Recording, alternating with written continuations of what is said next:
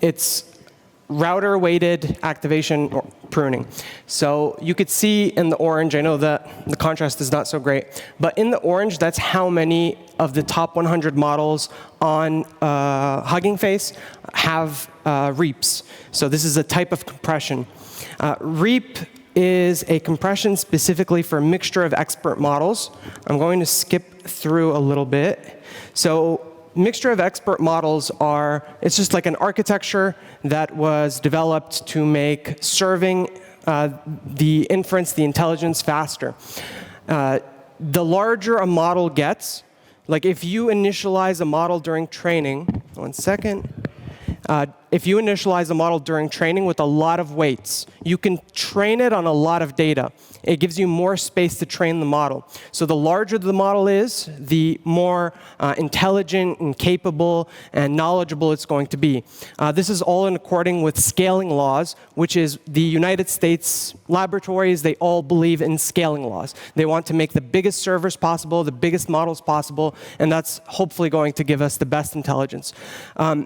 Mixture of expert models, they're trained in a way where when you send a prompt, your prompt basically goes to a router, and this router decides which part of the model should see these tokens to start the generation process, to start outputting words and sentences and code.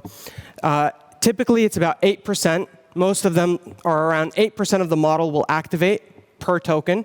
So that can change every token, which is something to think about. So if I give a paragraph to a model, and this paragraph is like, what is in my email today? The model takes that prompt in, and any system prompt, and then it tokenizes it, and it's supposed to start token generation. So it'll pass whatever is in the context window, and it'll start generating the next token. And only a small percentage is going to activate, which makes it much faster. It makes it much more efficient. It spends less electricity. So this is why they adopted this, so that they can make the models bigger without making them too slow to use. Sorry about that. So Reap is a compression method that works exclusively on mixture of expert models. It scans the LLM, the architecture of the LLM. I know a lot of us have never seen it before, so I want to show you what an LLM looks like. So whatever you're interacting with, like the AI, is a list of files, and in those files there are these safe tensor files. And each safe tensor file could be up to like a few gigabytes, if not dozens of gigabytes. So each safe tensor file is just a list of numbers. That's all it is. It's a list of 16-bit numbers. Those 16-bit numbers are then served via the inference engine that takes in this configuration where it says config. So this is what tells the engine how to use these weights. It's very simple stuff. Like when you look at the output, it's just numbers. That's all it is. 99% of it is just numbers. So this part is not super complicated. I think it's worth understanding this. But when we want to run this at home, you can see this says 160 gigabytes. So, and this one is compressed. This comes already compressed. I'm going to go over to a different model that we'll be talking about today, which is GLM 5.1. So this is the frontier open source model right now, open weight model. It's at the top of all of the benchmarks. And you can see it says 1.5 TB, 1.5 terabytes to run this. So the only people that can run this have data centers. If you don't have a data center, you cannot run this. The average cost for 1 gigabyte of VRAM is, on the cheap end, for cards that are 5 years old, about $30 per gigabyte. When we're talking about new cards that are meant for tinkerers, it's $120 per gigabyte. And when we're talking about data center cards, it's actually about $500 per gigabyte. So if you want 1.5 terabytes, and this is just the weights. We're not talking about the KV cache, so the cache is like, while you're talking to it, all of that has to be stored, and it's a lot of math that has to be stored. So we're going to need about 2 terabytes to run this model, which would set the average company back something like $500,000 to $1 million, and it can maybe serve 8 people for $500,000 to $1 million if you're running it at full precision. So this model has 750 gigabytes. So the 750 billion parameters. So the way this works is any model, whatever the parameter size is, when you go onto Hugging Face or LMStudio, you're going to see some models with numbers like this. For example, 3.627b. So 27b is the size of the model. That's the parameter count of the model. How many 16-bit numbers are in the files that we just looked at? That's what the size means. So we're going to go back, and yeah, OK. So 1.5, again, 2 terabytes to run this. Very expensive. Not many people can do it. However, you can find on the model card. So Hugging Face has these features that help you find models that are modified or simplified or compressed. So you can go down and you can see here where it says fine tunes and quantizations.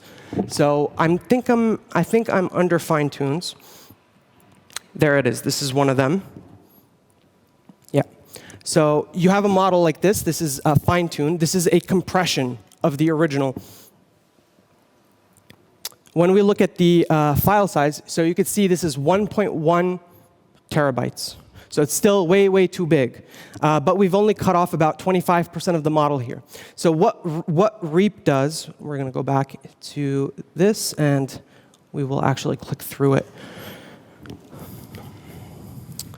So you basically take a model, any model that is a mixture of experts, and you take a calibration data set, or a mix of calibration data sets. So imagine you like GLM because it's good at coding. So the model knows way more stuff than just coding. It knows I think it knows 14 languages. It knows like stuff about theoretical physics. And that stuff might not be relevant to a user who just wants to have a digital assistant or a coding assistant at home. So that stuff, is there a way to get rid of it without destroying the model? This is the question that we're trying to ask, or how much can we compress it and still have something that works? So we take a calibration data set, and this data set is supposed to be whatever you're going to use. So let's say you're going to use it for coding, so you take some documentation, you take some code, and you give it to the model, and the model will look at it, and there's going to be like these emitted math, like saliency scores. We see which parts of the model are lighting up. Imagine the model is like a bunch of light bulbs, and you can see the paths that are lighting up for each prompt, and that tells you how important this thing is for you. So when you give it code and you see that maybe the first 20% lights up, that means that you want to preserve that first 20%. I'm simplifying a bit, but that's the gist of it. Or if you want to remove something from the model, for example, it says no too much. The Quen models are known for this. Like, they just say no. You ask them to do something, they say, I'm a coding model, I can't do this, even if it's like a coding task. So you can basically give the model prompts that are going to make it say no. And then you see what parts are activating. And that's what you cut off. You don't want it to say no anymore. So you can take that piece and you can cut it off, and now you have a model that is obliterated. So, OK. So yeah, you need the model that you select. You need the calibration data set of what you want to preserve. And you need hardware. And this is the part that sucks and that keeps a bunch of people out. So of course, LLMs are memory bound. The reason we need these chips that are so expensive is because the amount of math that's happening while you prompt the model for it to generate a token is massive. So it needs to have a chip that is very fast, that is able to parallelize really well, and that is not cheap. You cannot put it on just like random DDR4 memory, for example, on a laptop. You can't put it on it's going to be too slow. So we need fast, expensive memory for the first part. A lot of you probably are not familiar with what quantizations are, but if you have ever used LMStudio, you open it and it says which models you should download based on your hardware. So I think I have it on my machine. Hopefully it'll open. This is the most popular application for self-hosting. It makes the process super simple. So you do select the model. It's going to index. That might take some time. So it tells you here which models you can be using. I'm going to go to the search. And this is what most people experience when they use local AI, or if a company wants to have like an AI within their organization. Before they get sophisticated, they tend to use something like this. And it tells you like how big the model is and what quantization you should use for your hardware, just so they can make the model fit. So I'm going to click on this one. And yeah, you can see here the options. Quantization is different from pruning. One is chopping a piece off of the model, and the other one is taking those 16-bit numbers and turning them into smaller representations. So instead of 16 bits, you use 4 bits. So that's going to make it significantly cheaper to do all of this. And what's important, you'd think that like if you compress it, if you reduce the bits, or you chop pieces off, you'd think that it would perform worse. And sometimes it performs better on specific tasks that you want to preserve. Quantization is just shrinking the numbers. But what actually matters inside of the LLM when it's generating tokens is the ratios between the numbers.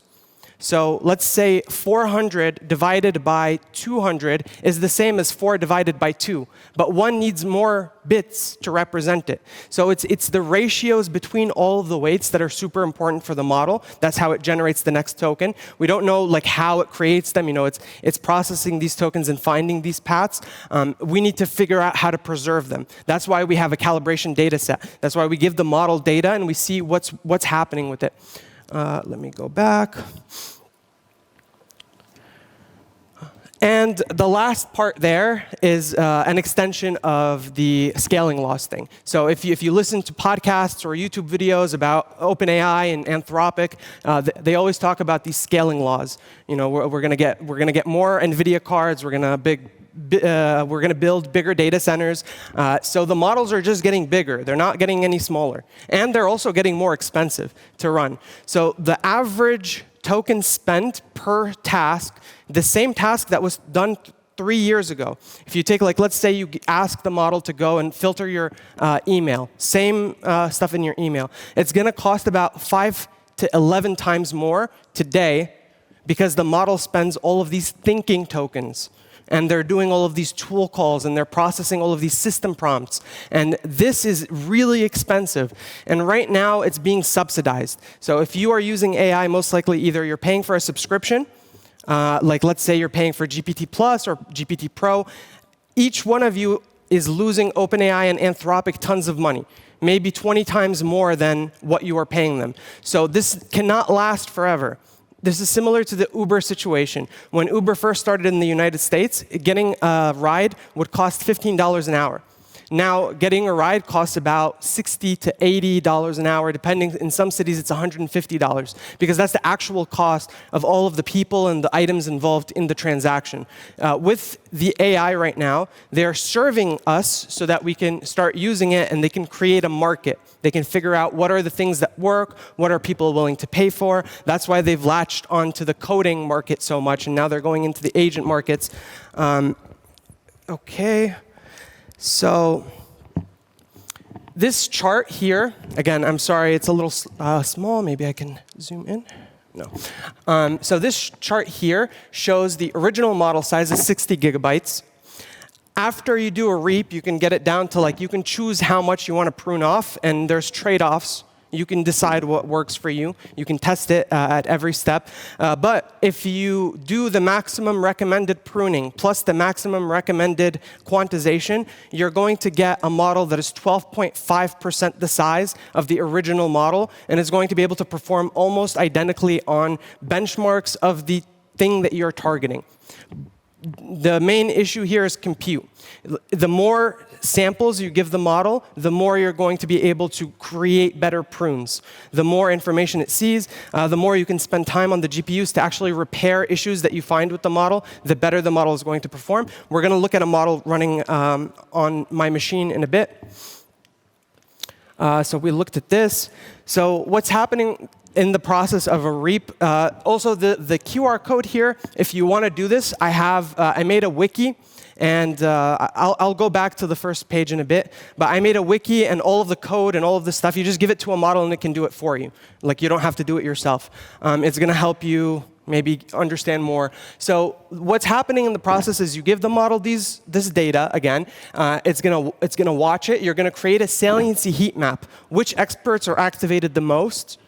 And which experts are activated for things like structured outputs, so like tool calling, or things that are super specific, like creating tables, and because a lot of that stuff gets damaged with people that are amateurs doing these things, like quantizations and pruning, will damage the model's ability to like do tool calls and stuff. But that's, again, a compute and a skill problem. So this is a good the visual representation on the right is what's important. We have a bunch of experts. Usually there's 256 per layer, and then there's like whatever amount of layers. So thousands, hundreds of thousands, if not millions of experts. And all of these experts are connected together. Like, they all do their own thing, and sometimes they do multiple things. And this is what's important. When an expert does multiple things, then you can keep them, and they're going to be able to perform better. So the models, they have like redundancy built in. It's not like super logical where everything is spread out. There's a lot of areas that are just dead in the model, but it's like you need the architecture to be a certain way. So here we give it data. We give it data, so all of these are alive. We don't know how important they are. Once we give it data, we can find the ones that are important, and we can take the rest off. We can throw them out. So here we have 9 experts. 3 of them have been cut off, so that is 33% compression. Then you can also give it more data, and you can see of the remaining experts, which ones are the most influential and important. So you can keep those large, and you can shrink the rest. So now we have like a 50% compression. So we went from a model that's maybe 60 gigabytes to a model that's 30 gigabytes. And this is like very, very basic. So you're not going to damage it. You're most likely not going to damage it. You can still reduce it down to 7.5 gigabytes. So you can keep going. This is the slides. I'm going to go back to I'm going to give you guys a stroke here.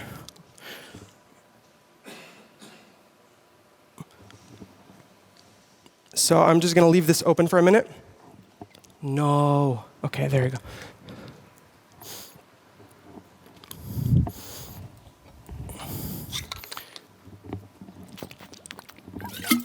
So we'll talk about why this is important in a minute. Because right now it's like, OK, this seems like a lot of effort. And it definitely is. Like, this is not super easy to do. But once you get it, and you can automate this process. I have like an automated system where I just take the newest models, and I automatically apply all this stuff. And they tend to work out pretty good. I want to open this. So this was yesterday. The cards, all the cards, are getting more expensive. Every single one of them. They're all raising in prices, like 20, 30% every few months, because there are global SRAM and DRAM shortages. They're not making enough of it. The ones that are being made are being sold out like pretty quickly to larger labs that are trying to choke out the competition. So they're buying compute not because they want to use it, but because they don't want someone else to have it, so that they can capture a market. Because the LLMs are compressions of data in the real world. You as a business, as a corporation, you have so much data, like all of the emails, all of the relationships, the Google Calendar history, your code, everything that you do in a company is training data. And eventually, somebody's going to be able to have enough compute to point it at that training data and train a model to do a lot of things, or to be a super assistant within a company. The one thing I wanted to say, because this is a common idea that a lot of people have, which is why would you take a model and do all this stuff when you can just pick a small model to do the same task, right? You can just have a small model do the tool calling and all this other stuff. 1 second. Evals, trade-offs. So with these larger models like GLM, the companies that are capable of training a model that big have good training data. They also have good engineers. So, and they have big budgets. So they can take all of that and pour it into a model over like 3 to 6 months. When you talk about a small model, there's this chinchilla coefficient. This is like a thing in the science, in the scaling law papers. So this chinchilla coefficient says that a model, you take the parameter size, so if the model has 100 billion parameters, you take that, you multiply it by 20. That's how many tokens it needs to see to be pre-trained. So if you take a 25 billion parameter model and a 100 billion parameter model, the 100 billion sees on average 4 times more data. So it's much more intelligent. It has more variability. It can do more stuff. It can learn more languages. It can code better. With the smaller ones, you end up hitting a wall where after it sees about 100 for 25 billion parameter, after it sees, so 25 times 20, that's too much math. I think, yeah, 500 billion tokens. So it's just not enough for something that is really phenomenal. So it's better to take a model that is huge and to chop pieces off and to do surgery on it and to like figure out what's actually important for you, because those weights, that like 30% of the weights that are left that you preserve, they're more valuable than the entire smaller model because it's coming from better engineers, better training, more data. We will go back here. So I wanted to show this. So this is GLM 5.1. All of those numbers in the name are important, unfortunately. So GLM 5.1 is the model name. 478B is the parameter size. REAP is the code for this like compression type. And then NVFP4 is a 4-bit quantization released by NVIDIA. Like they made their own compression, I don't know, like type. So I guess it's a way to take those 16-bit numbers and turn them into 4-bit numbers while maintaining a lot of accuracy. And you can only do it on these Blackwell chips and Hopper chips, I think. So it's a very good compression method. So we took a model that would have needed 1.5 terabytes just for the weights, 2 terabytes for the entire model to run. We took it and we put it on 370 gigabytes.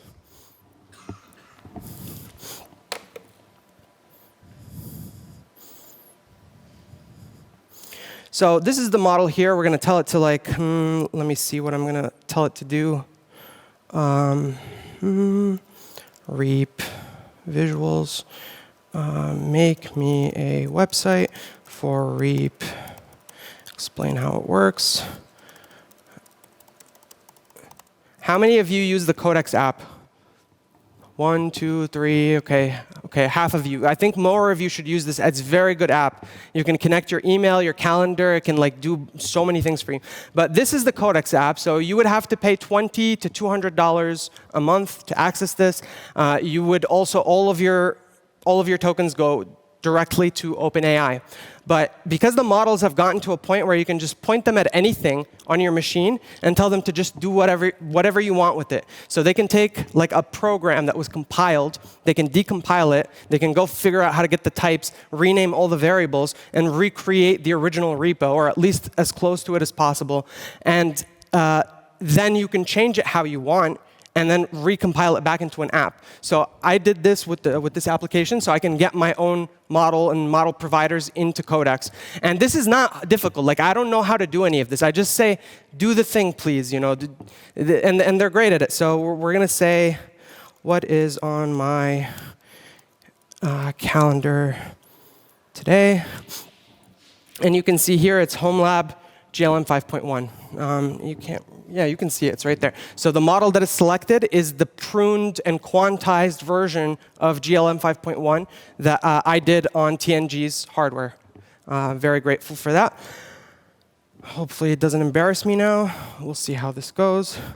But it's going to take some time. Running stuff at home is slower, obviously, than running it in the labs. So it's going to take a few minutes to start. And this is another example. So this is the same. No, this is not the right one. Sorry. This would work here. So yeah. So this is the compressed version that we have running on our machine, controlling Figma on the right. So the lighting isn't great, but it's able to actually make changes on Figma. So it can connect to it. It can I can give it a link to a website. OK. I can give it a link to a website, and I can say, copy this website into Figma for me. And now I have all of the designs, and it can make all of the little components. And then I can point it and say, build this Figma into a new app. So you can copy anything, essentially. Let's see. I don't want to make you say, oh, there you go. So here's a good place to start here. So after about a few minutes of it running, I think 1 minute and 47 seconds of it running, it made a copy of a website. It created a Figma design for this website that I just gave it the link. That's all I did. And I give it the Figma MCP. And this is a copy of a real website. Now the website has changed a little bit, but if you look at the way that it organized the styles on the right, this is a professional designer's work. It would cost a lot of money to get this design out, because it's not about what it looks like. It's about how all of these things fit together, and how they're the numbers and the color palettes and all that. And it's able to recreate the same thing. So we're going to look at the Anthropic had this Claude.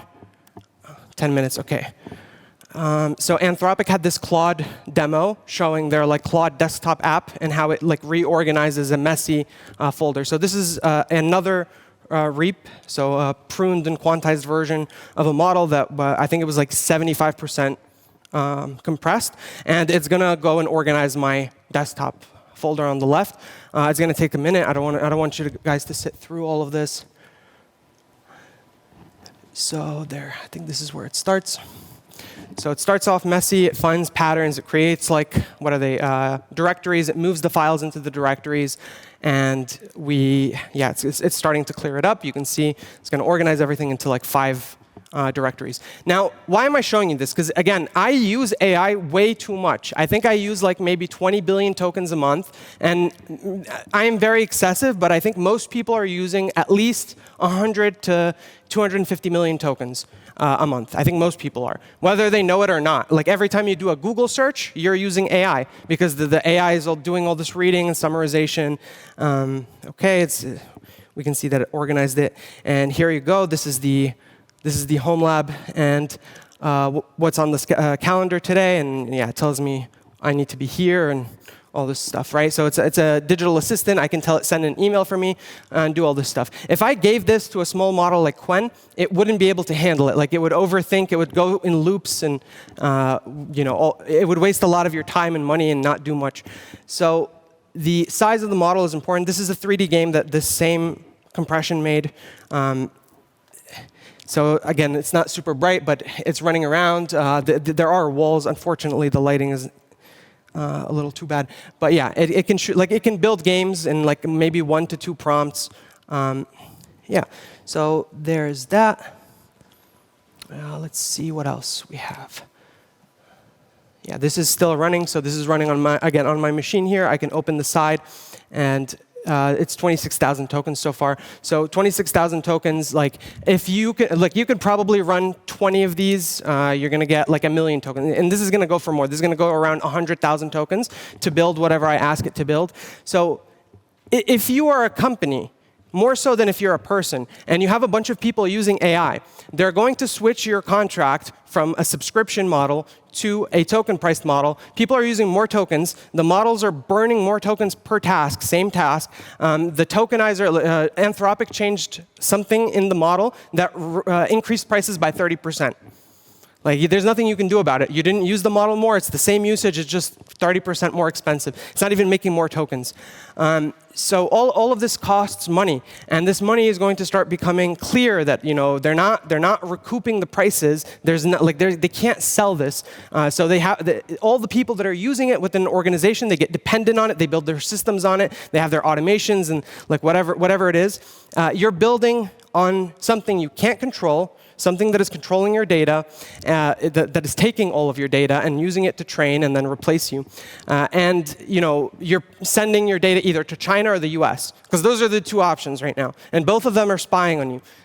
There's no way around it. So I think it's going to become more obvious that the price, if you take $100,000 and you go and buy 8 GPUs, good GPUs, and you can serve maybe 32 people, high quality models in your organizations at good prices.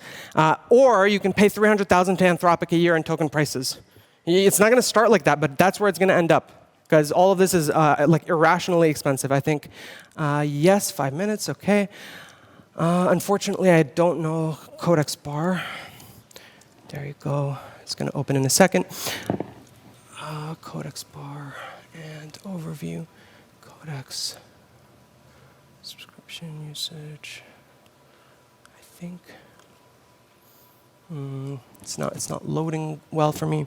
But I was looking at it a day or two ago. I think I spent $8,000 on the Codex sub, and I only paid $200. So how is this possible that they give me $8,000 of compute? Because the size of their models and the amount of tokens I'm burning means that they have 16 B200s on 24/7. Just for me, because I'm using it all day, 24 hours a day. They're also making these things like Goal. I don't know how many of you have seen like Goal or Loop, where you can just give the model a task, and it won't let it stop. It'll just keep it running until you stop it. So there are more token burner models around there, like ways for you to spend as many tokens as possible. Yeah, it's just a strange world we're going to get into. Let me see if there's anything else I could show you here. I do want to just shout out real quick. So the people on the top there, Mike Lasby, Ivan, Nish, Sean, Yanni, and Vithu. So all of these people are responsible for the actual algorithms and the studies, and happy. This is a great contribution to open source. We should have access to our own computers and our own models and our own, like anything that we use, we should be able to at least choose to run it at home. And without this like compression, how many of you are familiar with FFmpeg? OK, a lot of you are nerds. So FFmpeg is like more so a dynamic compression a dynamic compression algorithm. Like they're just figuring, because a video, if you try to take like a video and take a video and you try to show it to a person, that's like too much data to be able to process in a computer per second. So they have to do all these like crazy like compressions and like all these like vector space points and stuff that is above my level of understanding. And that's how we watch videos today, and how we like look at images on the internet. All of this is enabled by compression, because a lot of this stuff is like way too expensive for us. I think that covers my time. Maybe we should let them ask questions.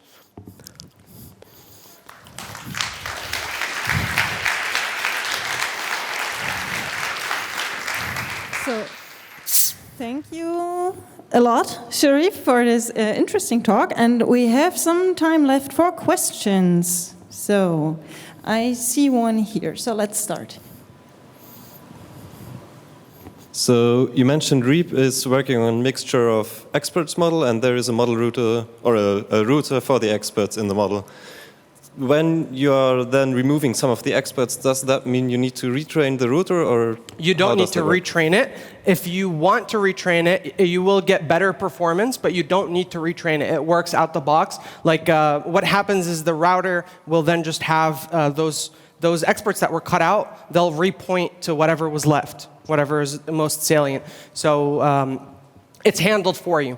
I think the total cost for this, for 1 terabyte model, is going to be like $1,500 to get it to be able to run on 12.5 to maybe 15% of the original size. It's going to cost $1,500 if you do it perfectly in one shot. All right, thanks. Thank you. OK, I think there was another question in the back.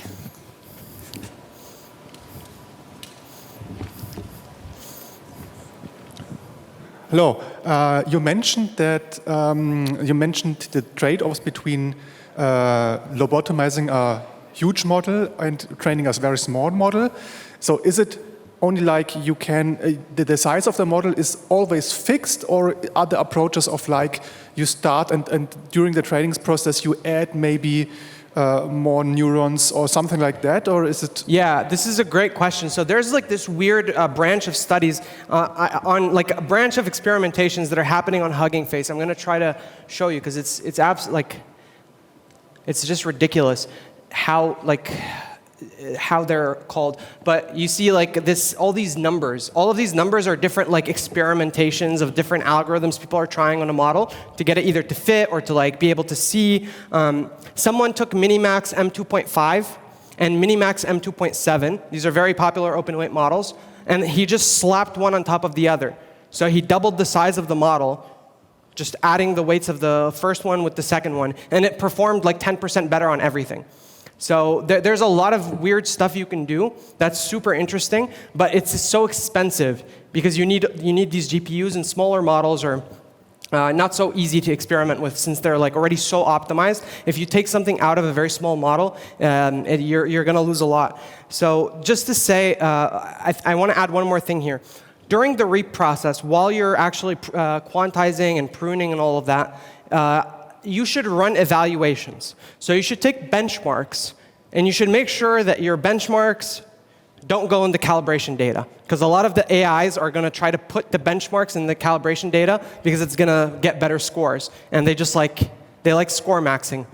So the point is, you need some benchmarks. So these are the ones that I use: SWE Bench Verified, Human Eval, Terminal Bench. There's a few more, CyberGym. Like whatever you want to preserve, you take those benchmarks.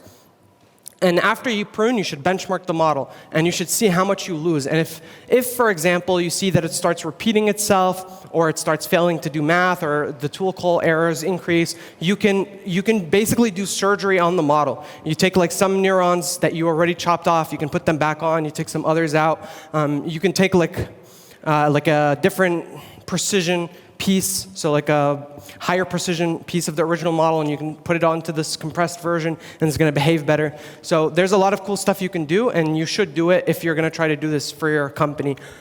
Hopefully that answers your question. Sorry, I was long-winded. Okay, then we have a next question. There is one more person here that wants to ask. Yeah. Thank you also for the talk. So to use REAP, we would need to have a base model, and then like we do the process you just described. Let's say we are like low on hardware or like kind of cheap.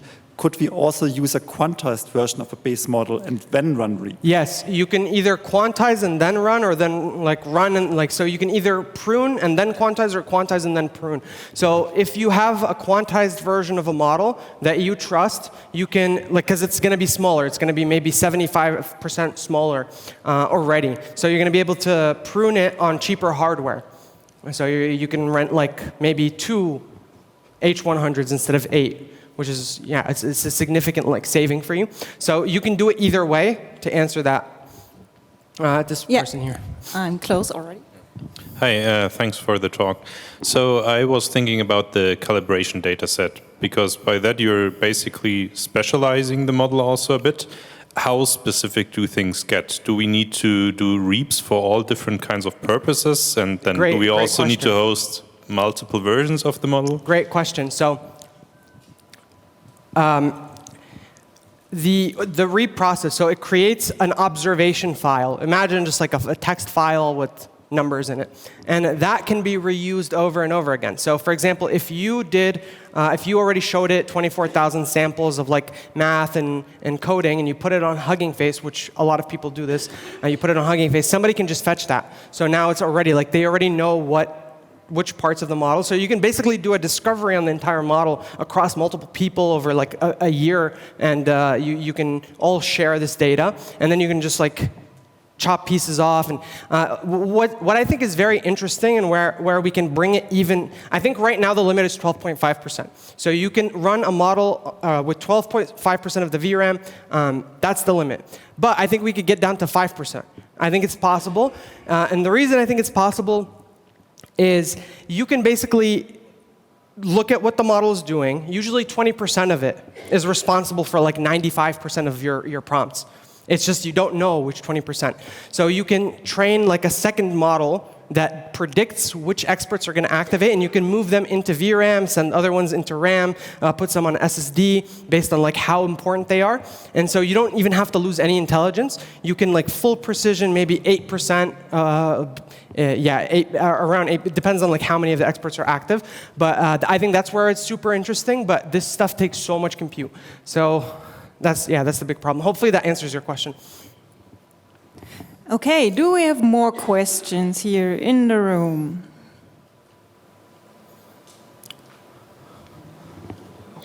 This does not seem to be the case. So with that, we say a big, big thank you for this talk, Sharif. Thank you.